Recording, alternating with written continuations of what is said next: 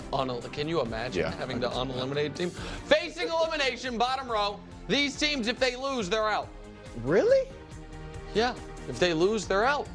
They have 1 or 2 wins, all of them. The Jags will have lost to the Patriots. At that point, I'll be ready to say there might be some real problems there.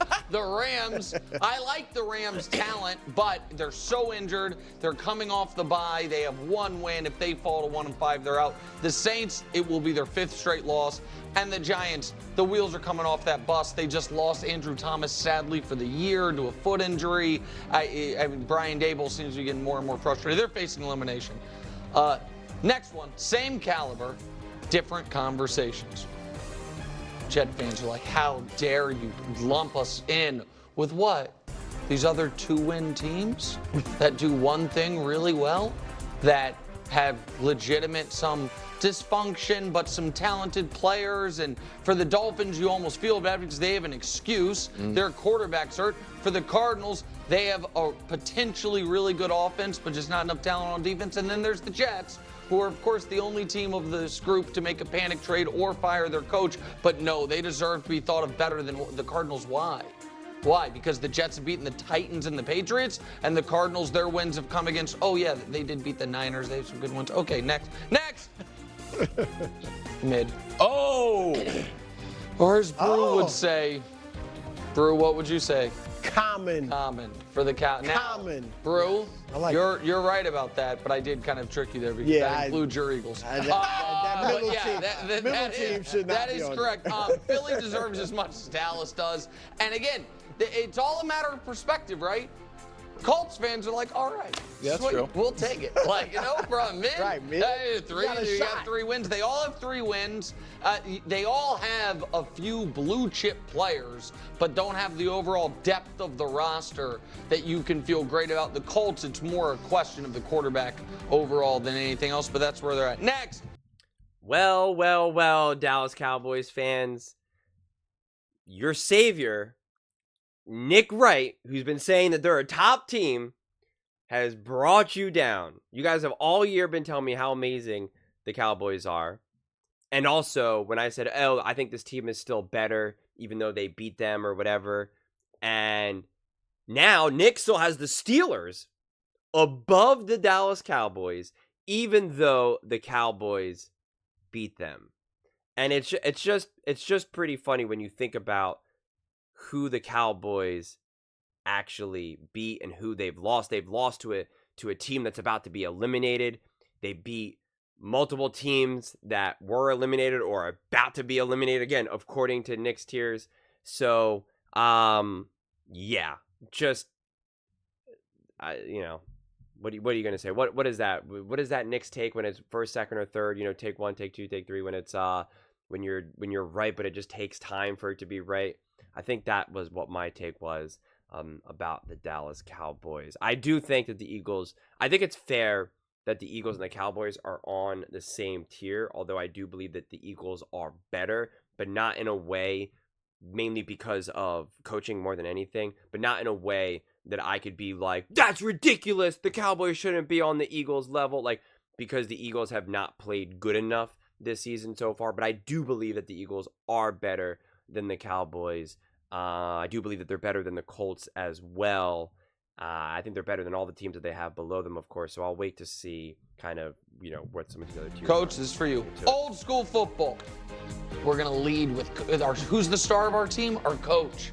What's our brand? Toughness. What do we like to do? Run the damn ball or throw it short. Like that. And by the way, it's working. Those teams are 4-2, 3-3, 3-2, like all very viable playoff contenders in the AFC, which going into the year most people thought was going to be the tougher of the 2 divisions or the 2 conferences, pardon me.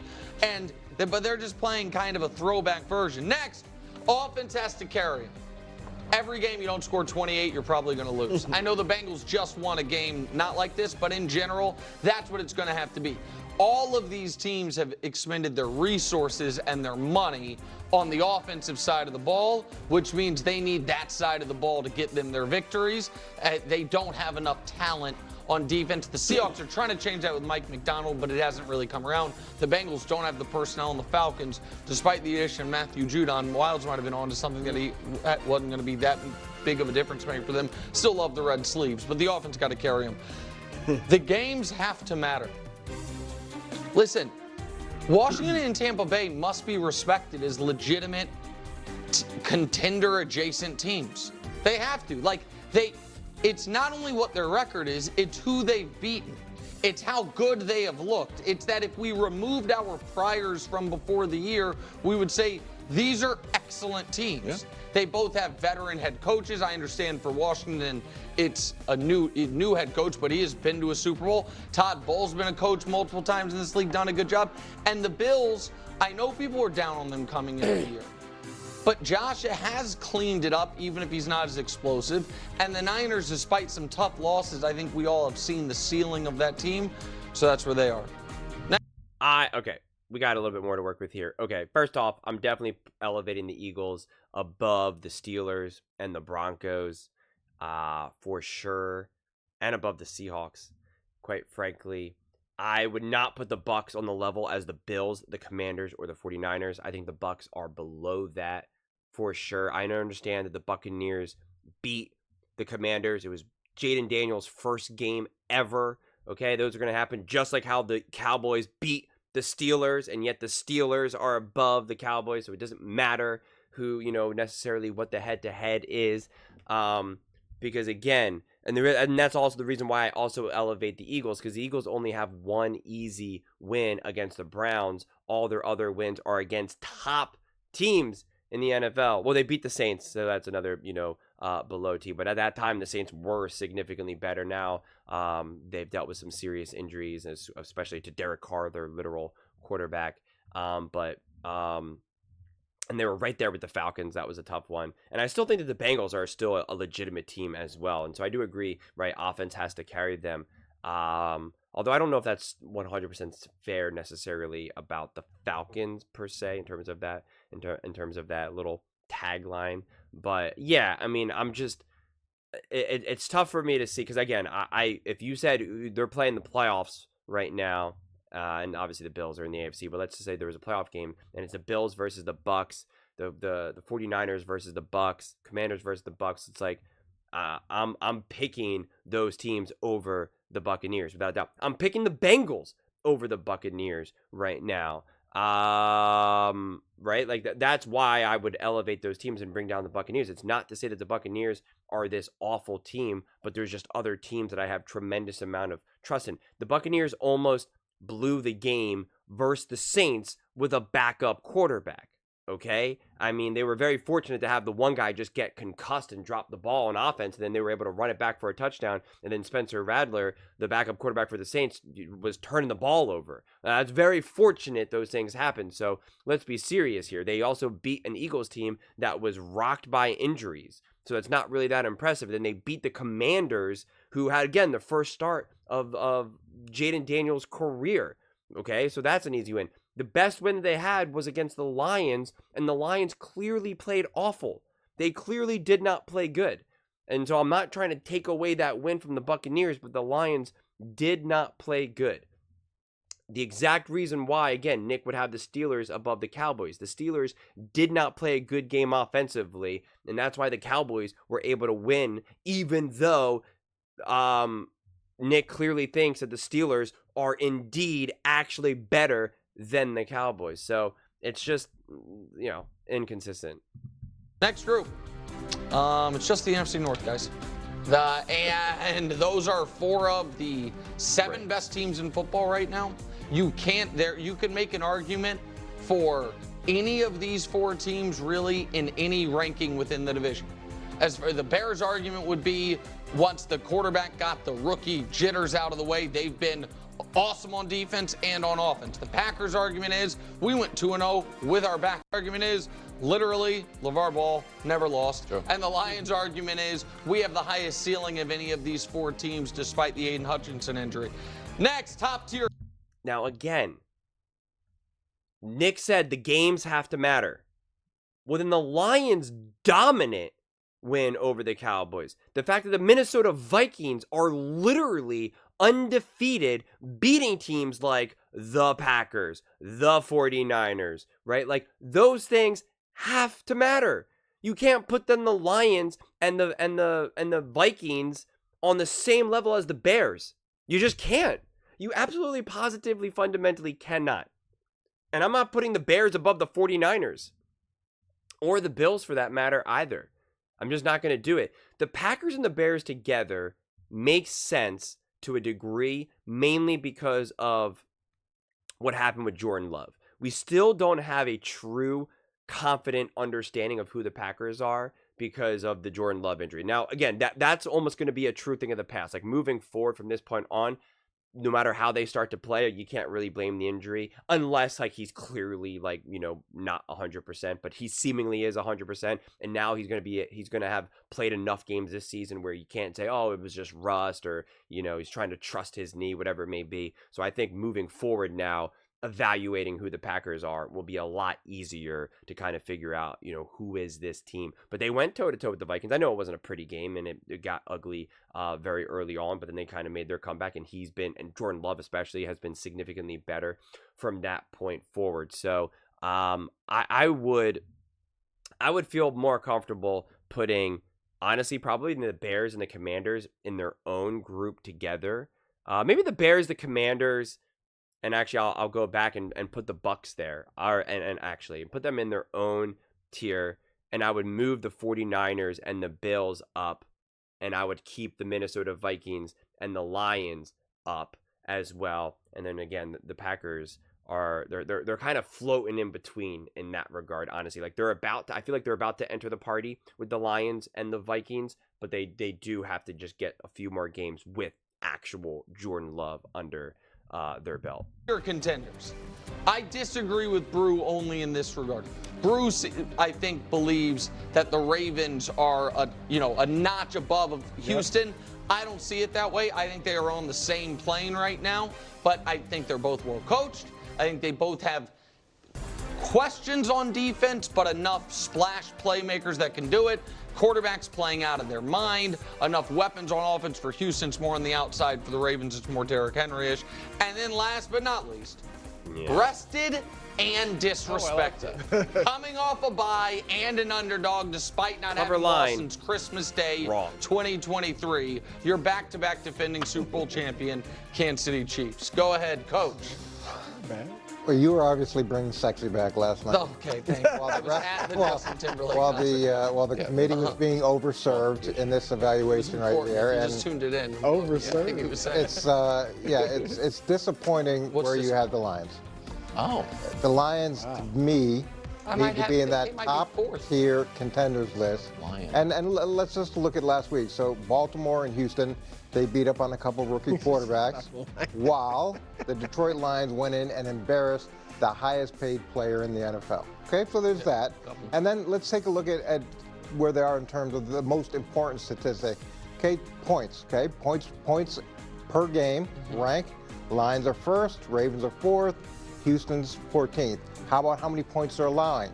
Lions are 8th, Baltimore's 24th, Houston's 15th.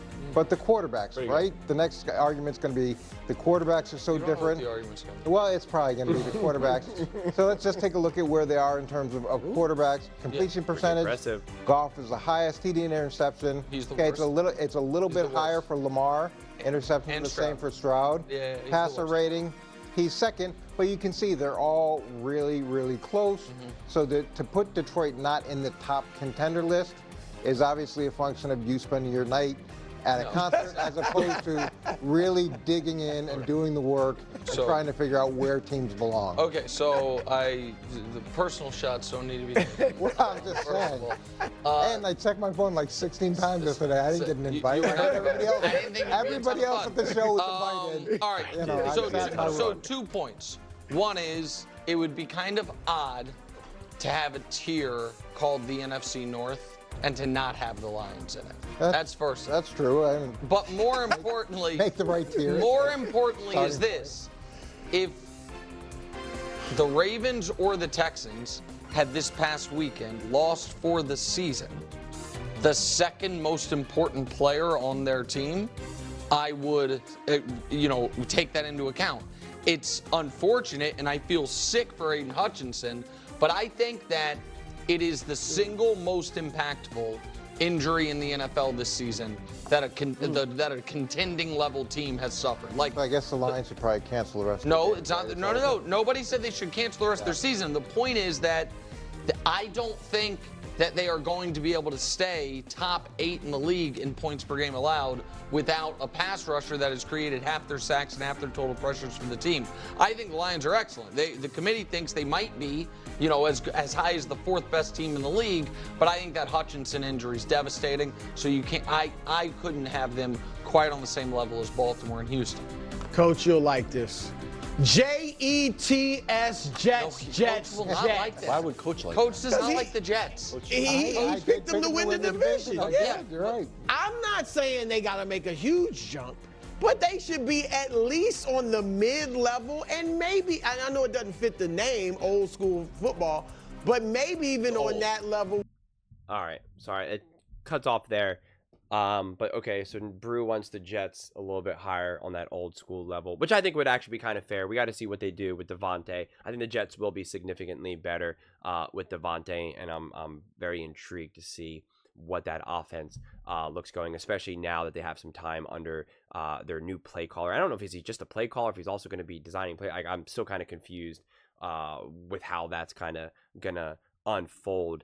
But here, let's see if we can get back to it where it's more full screen. Here we go. All right. I'm still not putting the Kansas City Chiefs on their own tier. I get why they are. I don't have the biggest issue with it because, like I keep saying every single week, at the end of the day, when you have Mahomes, Reed, and Spags, that alone can give you the edge. But when I see the way how the Ravens are playing, the Texans are playing, the Lions are playing, the Vikings are playing, I'm just not going to give them their own tier. I'm really not. I'm going to put those teams, quite frankly, all together. And I think the Packers are about to enter that room as well, which is why I don't put the Bears up there. I think the 49ers have to continue to get healthier. I think that they're kind of on the cusp of that. And I think also now that the Bills have Amari Cooper, they're going to be on the cusp of that as well. And then everything else kind of stands with what I was saying. But it's it's really it is very interesting to kind of see, because again, at the end of the day, like, are these the worst tiers you could ever imagine? Like, absolutely not. But there is just some of these few issues that I just kind of stick out to me, because again, when trying to evaluate a team, it is important. One of the most important things, if not the most important thing to me, is who are you playing? I'm sorry, like, a lot of people think, oh, if you're a great teams own really bad teams. And it's like, there's some truth to that, but there's not a ton to take away from that necessarily all the time. There's really not. And case in point, what the Cowboys necessarily did to the Browns, right? Like, it's like that game ultimately did not show you how good the Cowboys are. And I'm not trying to harp on the Cowboys. I'm just using them as an example because honestly, it's the first one that came to my mind. And so that's why I'm saying, like, we're too high on the Bears. Again, I picked the Bears to make the playoffs, so I'm not anti-Chicago Bears by no means. I've been hyping up Caleb Williams. But again, and I said this as well for any of my Bears content, when trying to evaluate quarterback play for a rookie, I don't care who they're playing, right? I don't care that it's a bad team. I really don't. But then I said it's fair to evaluate the Bears, who the Bears are as a whole, and figure out, okay, the quality of player, the teams that they're playing. And when you beat the Titans and the Jaguars, right, when those are the teams that you're beating, and the Panthers, right, teams that are eliminated or about to be eliminated, what am I supposed to do with that, right? Like, it's like, I can't use that as evidence as how good the Bears are. They could be, and they might prove to be better. That's why I'm excited to see them play the Commanders and stuff, and some of these other tougher teams. That will then give you a better representation of who the Bears are. But I'm not now, based off of those games, going to put the Bears ahead of the 49ers, of the Bills. Like, that is where it doesn't really make sense to me. And again, I'm not pulling the Bears down. It's just they gotta show more. It's just that's just the reality of it all. So, and yeah, I mean, outside of those things that I've already talked about, it just yeah, it's just interesting that teams can beat up on teams that are so far below them, or just beat them in general, and use that as a building block for why they're a top contender or a top team. And it's just those things don't add up to me unless those games are played flawlessly and the quarterback play and just the team as a whole has continued to be great. Then I can make we could make that argument. But it's just one of those things where it becomes a lot messier than that. And now it's getting harder to evaluate some of these teams because these teams are actually making moves, right? Like Aiden Hutchinson going down, the Jets getting Devontae, the Buffalo Bills getting Amari Cooper, right? Like now we actually have some moves that we haven't even seen how it's going to affect these teams just yet, right? The Eagles got AJ and Devontae back, but now they lost Dallas Goedert, right? Like, so we have to kind of see what some of those things mean moving forward. Yeah, I think I think the season is going to continue to really morph. And I think at the end of the day, what do we got? 1, 2, 3, 4, 5, 6, 7, 8, 9, 10, 11. Right. So those first like 3-4 tiers have 11 teams. I think if you said, I know the math doesn't add up, but it's like if you just took those teams and said, these are all the teams that are going to be at the top of the playoffs and they're going to be battling it out, I think that would be totally fair, right? Like I think that's a fair bet, but there's still some question marks that I'm going to be looking at where it's going to be like, can the Falcons continue to grow as a team? Can the Eagles right this ship? Is it sustainable for the Steelers with Justin Fields, or now that they're potentially putting in Russell Wilson, right? What's going on with there? What about the Chargers when what's his face? Justin Herbert can finally be fully healthy, because he still has been laboring this injury. Like, can he get to a point where it's like, okay, it actually feels really good now. Like I'm good. I'm strong. Right, like does that happen? Can the Bengals, because I do think that the Bengals still can make the playoffs. I think they can still compete and fight. Do they continue to stack up wins? So there is some of this potential to kind of make some of these things, really disrupt everything. Mainly also because, speaking of the NFC North, like there's such a gauntlet, and because of all those wins that are being racked up amongst those teams, it's like if the one team doesn't win the division, they might just be completely knocked out of the playoffs automatically, right? Like it's going to be so tight together, which is why I think the Bucs could be potentially like a top 7-8 team or whatever, but still miss the playoffs because of what's happening with the NFC North and having the Falcons win that division. So it's definitely going to be interesting, honestly. This season has given me a ton of surprises, and has most certainly not unfolded how I thought it was going to. I thought all of these teams I thought were going to be top teams are actually proved to be top teams, and the teams I thought were not that good have mostly proved to not be that good. But it's not necessarily for the reasons why. The bad teams have been bad for what I thought they were, but the good teams, the teams that are considered to be good, have not been for the reason why, and they're not maybe as good or as great or as consistent or as dominant as I thought, right? The Texans have not gotten the start that I thought they would. The Packers, and it's not to say just the win-loss record, it's the quality of play. The quality of play of the Chiefs, I did not see coming, quite frankly. The consistency level of the Vikings. I thought the Vikings were going to be a really great team with Sam Darnold. I wasn't expecting them to be undefeated right now, right? So it's just been kind of a whirlwind with all of these teams and the execution.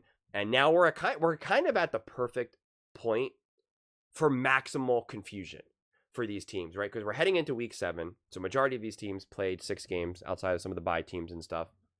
And it's the perfect amount of games to be really confused, because we have some of these teams that have now played like 3 good games, maybe 3 average games, 4 great games, 2 awful games, right?